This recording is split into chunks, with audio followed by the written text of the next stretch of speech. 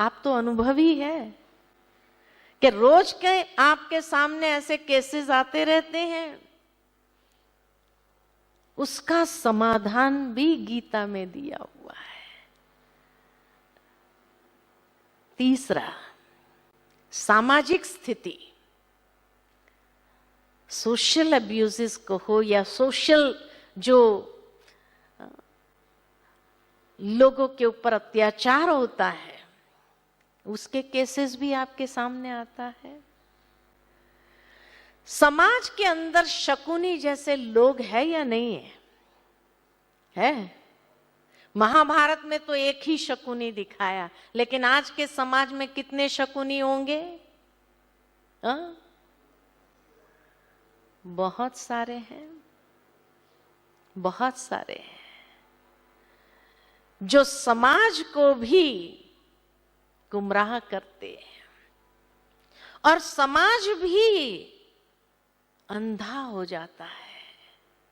जो धर्म अधर्म, कर्तव्य कर्तव्य, भलाई बुराई, न्याय अन्याय को परखने वाले ज्ञान चक्षु से वंचित है। और इसीलिए आज समाज किस दिशा की ओर आगे बढ़ रहा है।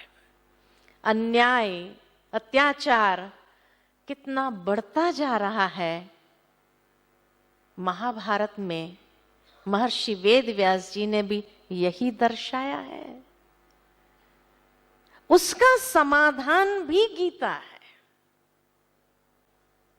इसी तरह अगर देखा जाए राष्ट्रीय स्थिति, नेशनल प्रॉब्लम्स, महात्मा गांधी ने बहुत सुंदर बात कही है कि जब भी मैं राष्ट्र को लेकर कोई भी बात में उलझ जाता हूं, उस समय मैं गीता का कोई भी पन्ना खोलकर उसको पढ़ना आरंभ करता हूं और मुझे मेरी समस्या का समाधान उसी में प्राप्त हो जाता। तभी तो वो गीता प्रेमी थे। इतना गीता का अध्ययन किया और हर बात का समाधान उन्हें गीता से प्राप्त हुआ। आज कोई भी राष्ट्र को अगर देखा जाए, कोई भी राष्ट्र का प्रॉब्लम्स कहां से आरंभ होता है? कोई भी राष्ट्र का प्रॉब्लम कहां से आरंभ होता है? कुर्सी का ही तो खेल है। कुर्सी का ही खेल है ना। महर्षि वेदव्यास जी की मन की कल्पना का विस्तार देखो कि आज चाहे भारत हो या अमेरिका हो, विकसित देश हो या अनविकसित देश हो, हर देश का प्रॉब्लम क्या है? कुर्सी का ही तो खेल है।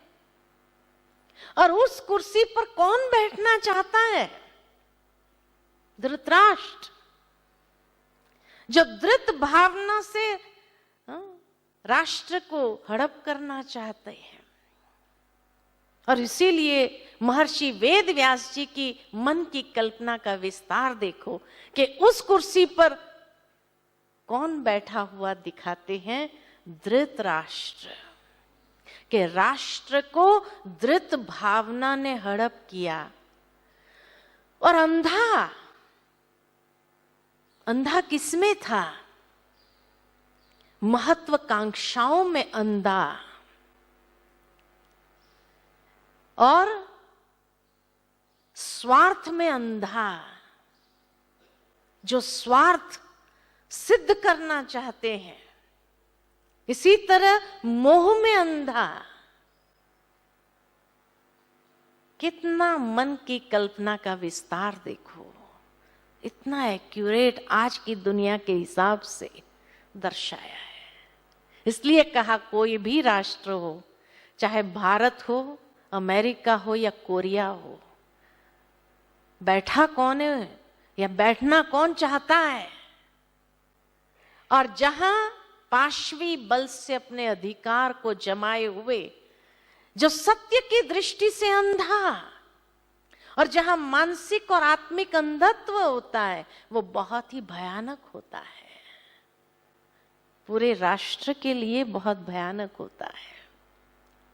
इसीलिए ऐसे जो अपने महत्वाकांक्षाओं में अंधा हो, जो धृत भावना से राष्ट्र को हड़प करना चाहते हैं, उसका नतीजा क्या होता है वो दर्शाने का प्रयत्न किया है महर्षि वेद व्यास जी ने।